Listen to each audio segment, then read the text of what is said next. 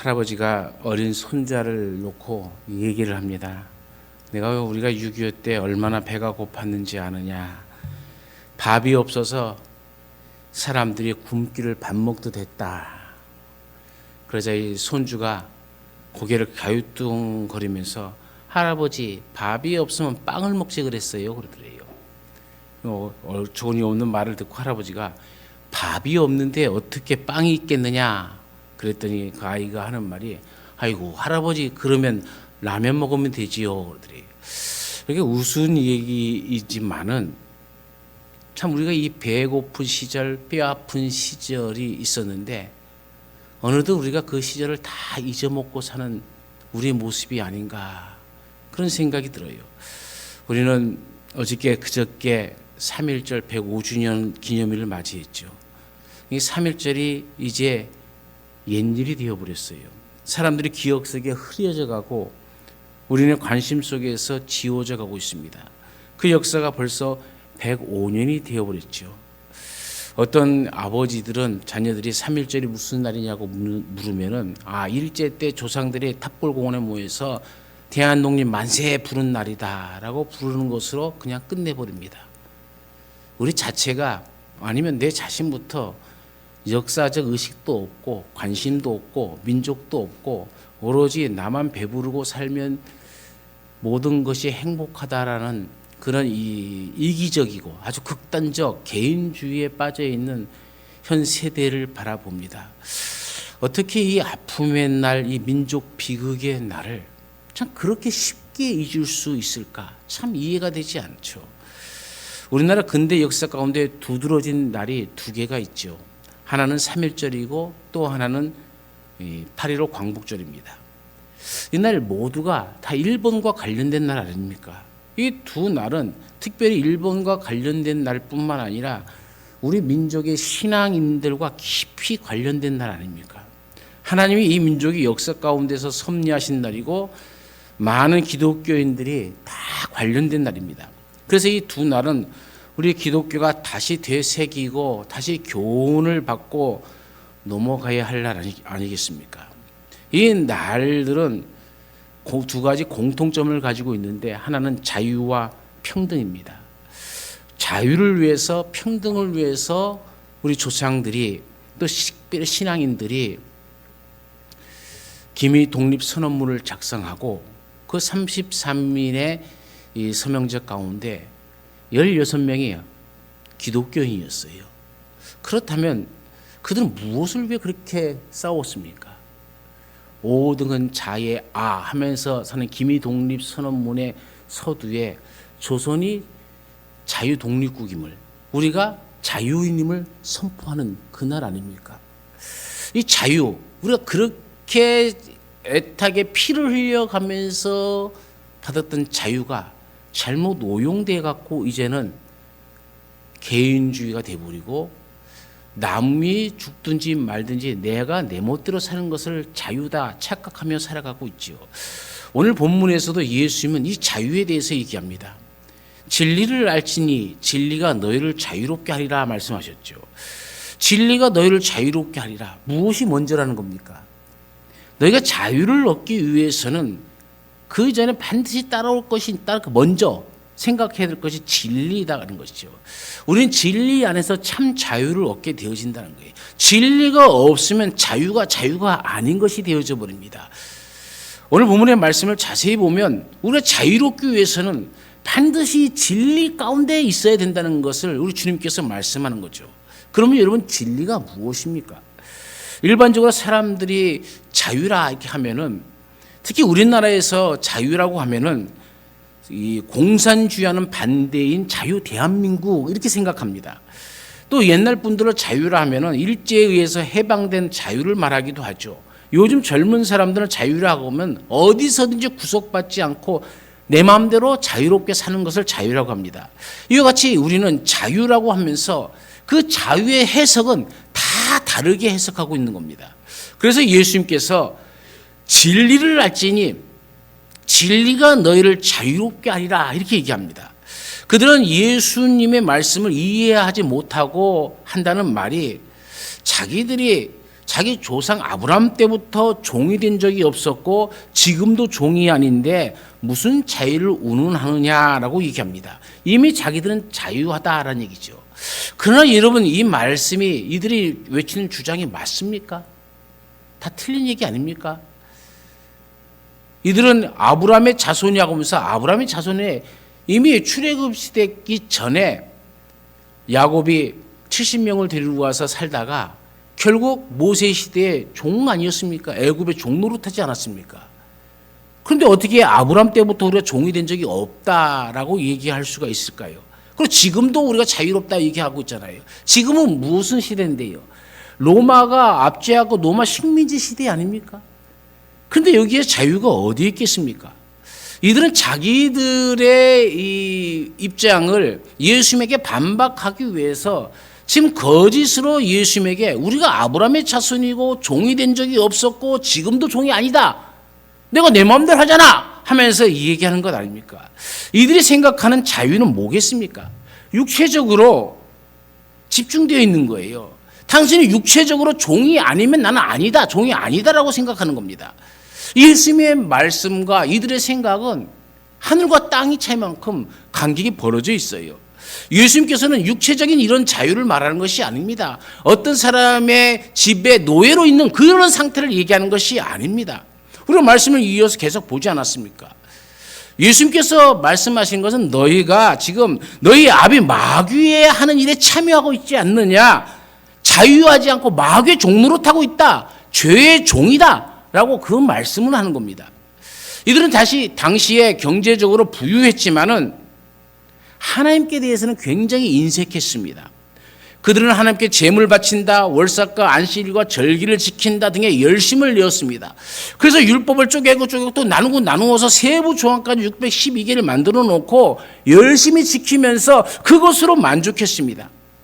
그런데 하나님의 눈에는 정말 엉뚱한 짓만 하고 있는 거예요.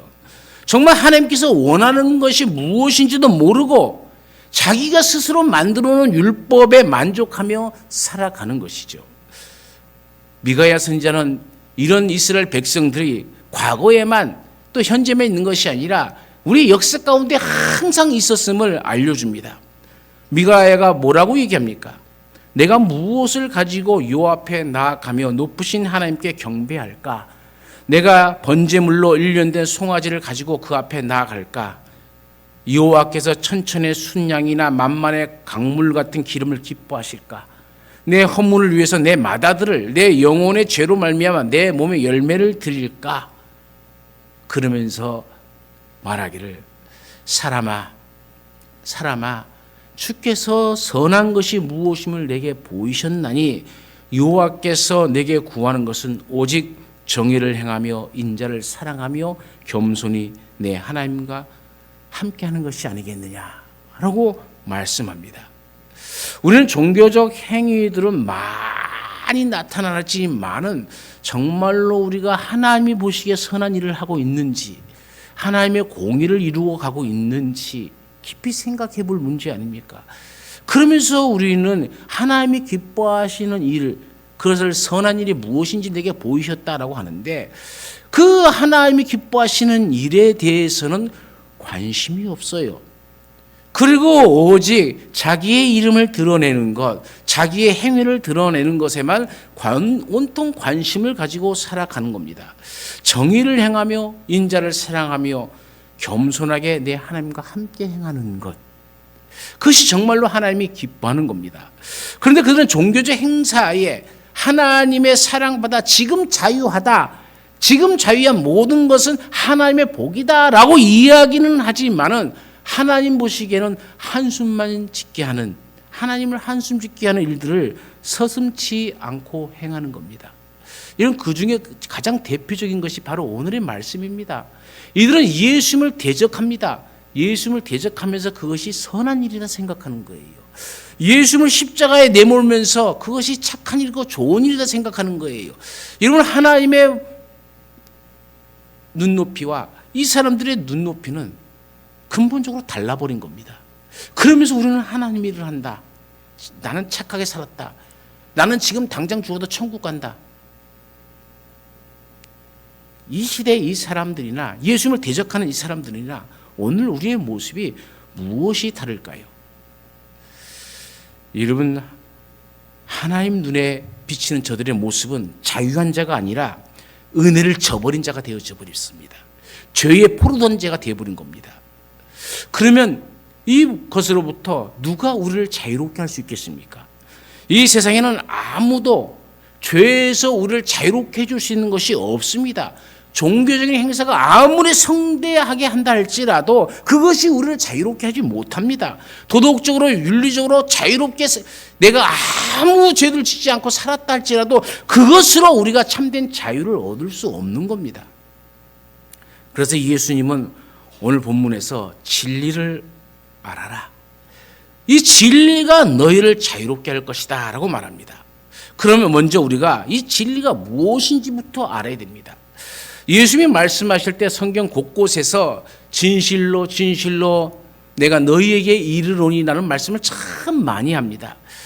이 킹 제임스 버전에는 내가 진실로 진실로 너에게 말하노니 라고 번역을 했습니다.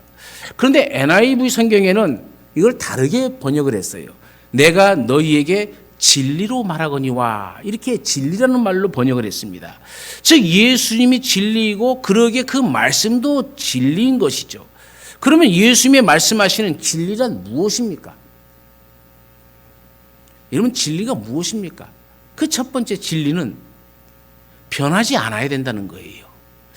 여러분, 한문으로 진리란 말은 변하지 않는 참된 이치라 이렇게 풀이합니다. 이 중국의 세계적인 작가인 이모당이라는 사람이 있죠. 이모당이라는 분은 그 아버지가 목사였습니다. 공산국가 시대에 목사의 일을 중국에서 했던 분입니다. 그분은 이 진리 가운데 이 진리를 뭘로 썼냐면 도라고 했습니다. 그래서 진리를 변하지 않는 참된 길이다라고 말했어요. 그러나 세상에 변하지 않는 것이 있을까요?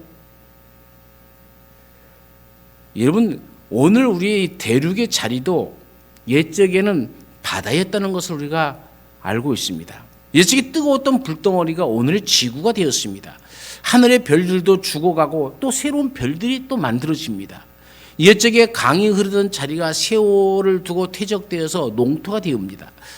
근간에 우리는 이 해저 지진이 해일을 일으켜서 수많은 사람들이 죽었고 작은 섬들이 바닷물 속에 묻혀버리는 그런 것을 우리가 실제로 경험하고 있는 세대 속에 살아갑니다. 큰 섬을 서쪽으로 상당한 거리를 옮겨 놓았다는 것도 알고 있죠.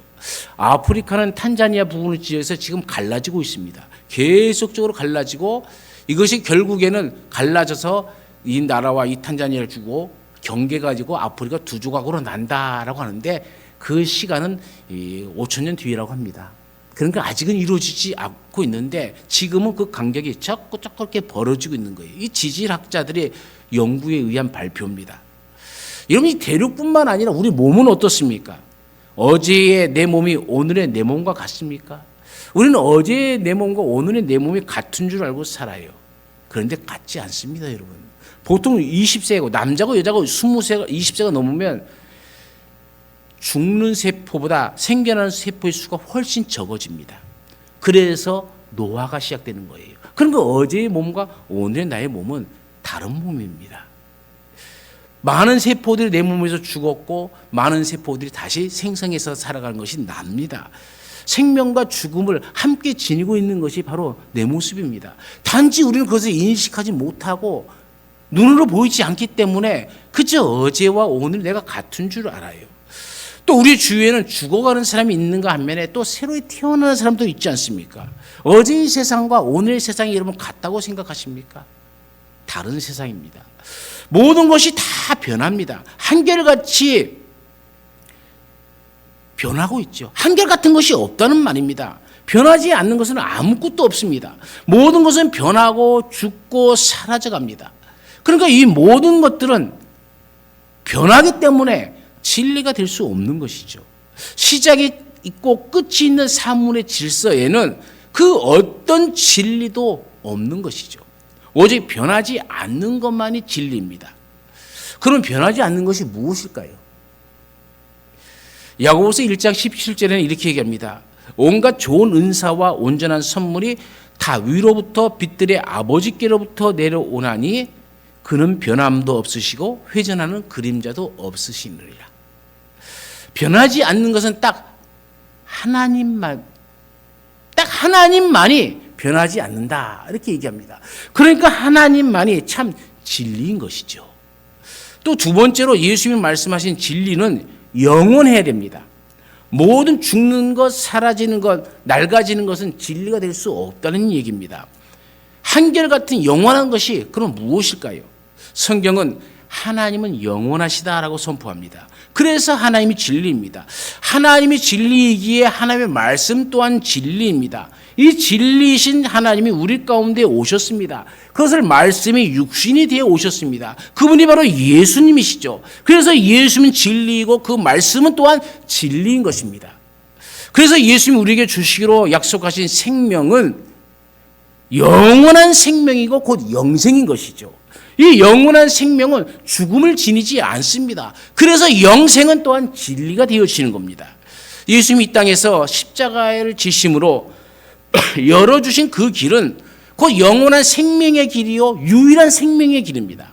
매일 조금씩 죽어가는 생명이 이 하나님의 영원에 함께하는 유일한 길을, 매일 죽어가는 육체를 입은 인간이 영혼을 입어서 하나님의 가족이 되어지는 사건, 그것이 바로 우리의 신앙생활입니다.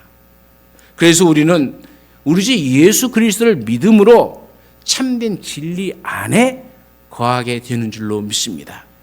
자, 그러면은 이제 예수님께서 말씀하시는 이 자유가 무엇입니까?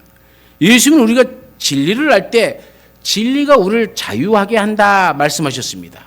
그럼 우리가 무엇으로부터 자유한단 말입니까?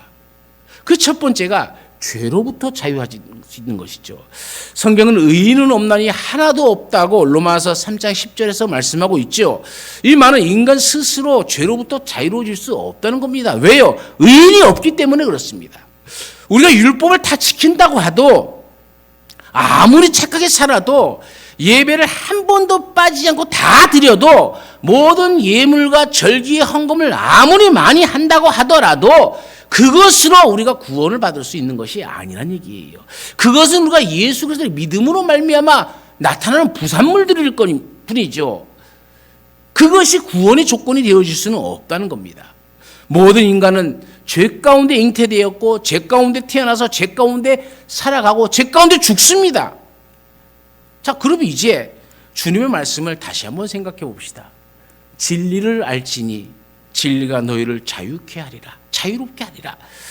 우리가 이 죄의 종의 자리에서 자유로울 수 있는 길은 변하지 않고 영원하신 이 예수님을 믿고 구세주로 받아들일 때만 가능하다는 얘기죠. 죄를 범하는 자마다 죄의 종입니다. 그러나 진리를 믿으면 의의 종이 되어집니다. 죄를 지음으로 마귀의 종이 된 우리는 이제 예수 그리스도를 믿음으로 하나님의 자녀가 되는 복을 받게 되었습니다. 이것은 유대인들이 이야기하는 것처럼 단순히 정치적 속박에서 벗어나는 것을 말하는 것이 아닙니다. 죄의 종노릇 하는 데서 자유롭게 되어지는 겁니다. 더 이상 죄의 종노릇을 하지 않는다는 얘기입니다. 자유롭게 되어진다는 것은 인간의 힘으로 그래서 안 되는 거예요. 죄로부터의 자유는 오직 한 길밖에 없습니다. 길이요 진리요 생명이신 예수 그리스도를 나의 구주로 믿고 모든 죄를 회개하면 됩니다. 회개한다는 것은 예수님께 나와서 자기가 지은 죄를 고백하는 것을 말하는 것이죠. 여러분, 자기가 지은 죄 중에 가장 큰 죄가 무엇일까요? 가장 큰 죄가 무엇일까요?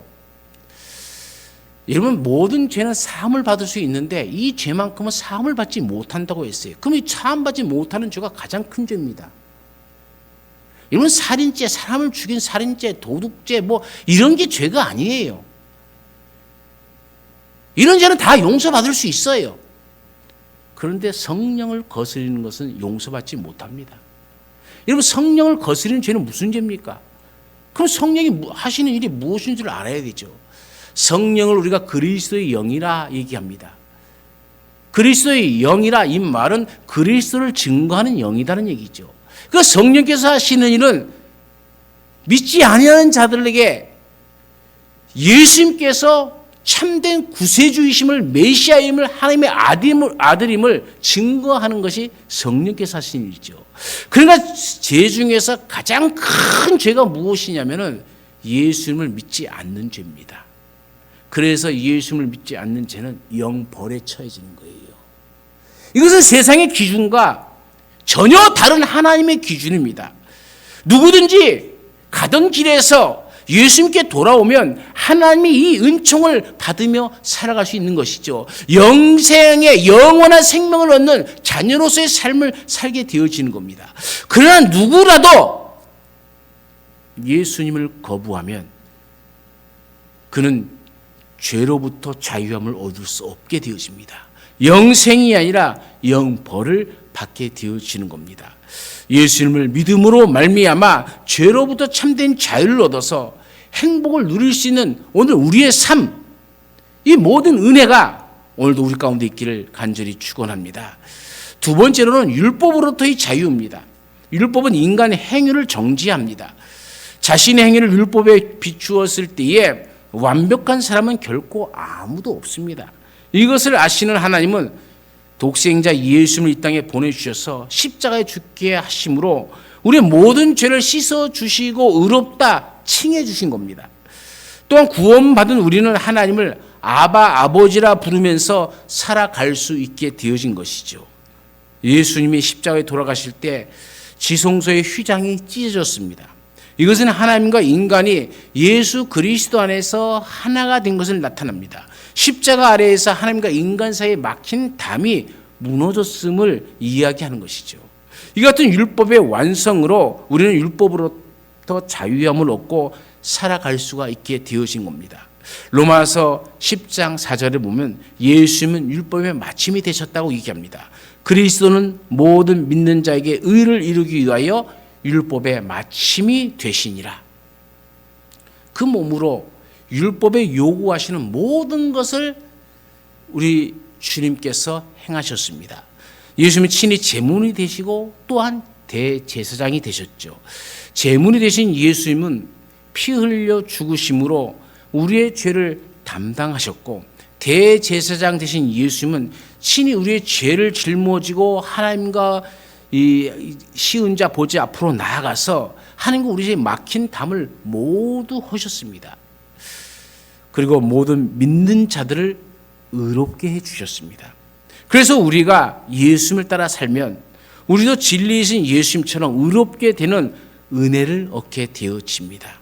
우리의 삶이 하나님이 기뻐하시는 인생이 되어집니다. 이 은총이 오늘도 우리 가운데 있기를 간절히 축원합니다. 세 번째로는 사망으로부터 자유함을 얻습니다. 죄의 삭은 사망이요라고 말하지 않습니까? 그래서 누구도 죽음으로부터 자유한 사람이 없습니다. 사람은 이 죽음 때문에 무력감이나 열등감이나 두려움이 생깁니다. 고통과 괴로움 속에서 살아갑니다. 그래서 사람들은 죽음 앞에서 믿음을 저버리기도 하고 자신이 가진 권세를 내어 던지기까지 합니다. 인간은 누구나 죽음에 대해서 이 공포를 느끼게 되어지죠. 왜냐하면 인간은 태어나는 그 순간부터 죽음을 안고 살아가는 존재이기 때문이죠. 때문에 인간이 만약 죽음에서 해방된다면 그것이야말로 진정한 의미의 자유다라고 말할 수 있는 것이죠. 누가 이 죽음의 공포로부터 자유를 얻을 수 있겠습니까? 오늘 말씀에 보면은 36절에 그러므로 아들이 너희를 자유롭게 하면 너희가 참으로 자유로우리라. 아들이 너희를 자유롭게 해주면 너희가 이 죄로부터 율법으로부터 죽음으로부터 자유로운 존재가 되어진다. 아들이 아니고서는 안 된다는 얘기입니다. 하나님의 아들 예수님만이 우리를 죄에서, 율법에서, 또한 사망에서 진정으로 자유롭게 주시는 줄로 믿습니다. 왜냐하면 예수님은 부활의 첫 열매가 되셨기 때문입니다. 예수님이 말씀을 하시고 죽어서 부활하지 못했다면 이 말은 아무 의미 없는 말이 되어집니다. 그러나 예수님은 부활의 첫 열매가 되셨다. 이렇게 말씀합니다. 이런 부활의 첫 열매가 되셨다는 것은 무엇을 말합니까? 그 이후로 첫 열매가 맺혀진 이후로 이 부활의 열매들이 계속 맺혀지게 될 것이라는 얘기 아닙니까? 그러니까 이 부활은 우리에게 보증이 되어진다는 거예요. 무슨 보증입니까? 그 첫 번째가 육체의 부활을 보증합니다. 예수님이 부활하셨으니 우리도 부활합니다. 그분이 생명으로 변화됐으니 우리도 생명으로 변화되어집니다. 그것이 영생입니다. 그래서 예수님의 부활 사건은 부활의 첫 열매의 육체적 부활에 대한 보증입니다. 이것은 전 우주적인 진리입니다. 그래서 누구든지입니다. 누구든지 예수 믿으면 이와 같은 은혜를 받는 자녀가 되어집니다. 두 번째는 영생에 대한 보증입니다. 죽으면 끝날 줄 알았는데 이제 부활로 인하여 영원한 생명이 있는 영원한 세계를 내다볼 수 있게 되었죠. 또한 세 번째는 죽음에 대한 승리를 보장하는 겁니다. 이것은 현존하시는 예수님의 능력이요, 이제 그 믿음으로 우리가 오늘을 살아가는 겁니다. 부활하신 예수님과 오늘 내가 함께 살아가고 있는 것이죠. 부활 생명을 보증받고 살아가고 있는 겁니다. 부활 신앙을 현실적으로 내 삶 속에서, 생활 속에서 옮기며 살아가는 삶이죠. 네 번째는 우리가 의롭다함 얻었음을 보증해 줍니다. 예수님은 우리를 의롭다 하기 위해서 부활하신 겁니다. 그분은 우리의 죄를 위하여 죽으시고 우리의 의를 위하여 부활하신 겁니다. 내가 의롭다함을 받은 증거가 바로 이 부활 사건에 있는 겁니다. 믿음이 있는 사람은 부활이 보증이 되기 때문에 모든 공포로부터 자유를 얻게 되어집니다.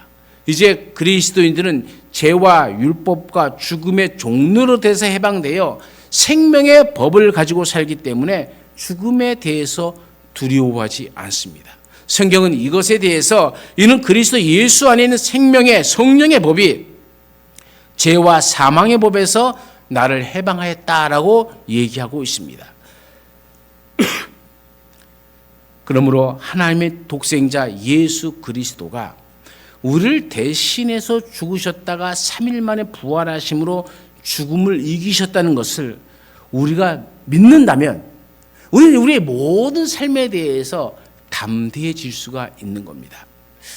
1910년 일본 제국주의는 이 땅을 송두리째 삼키면서 착취의 손길을 뻗쳤습니다. 마치 예수의 무덤을 돌로 막고 로마 군인으로 하여금 불의의 사고를 방지하기 위하여 철야 감시했던 것처럼 일본 제국주의는 30여 세밖에 안 된 이 땅의 기독교를 완전 매장하고 임봉을 하고 철야 감시했습니다. 우리 믿음의 선조들은 이 서슬이 시퍼런 제국주의의 칼날 앞에 추풍 낙엽처럼 쓰러지며 대한독립 만세를 외쳤습니다. 그의 신앙을 지켜나갔습니다. 하나님의 뜻을 이루어가기 위해서 자기의 목숨을 초계처럼 여겼습니다. 우리 믿음의 선열들은 이 부활 정신이 있었기에 일본의 칼날을 두려워하지 않은 겁니다. 죽음 저편의 부활의 세계를 분명히 보았기 때문에 오늘 행하는 그 불의에 맞서서 의로운 자의 죽음을 택한 겁니다. 그렇게 기꺼이 그들이 죽을 수 있었던 이유가 바로 이 부활 신앙에 있는 겁니다. 죽음을 초월한 사람이 아니고는 어떻게 그렇게 용감하게 죽을 수 있겠습니까?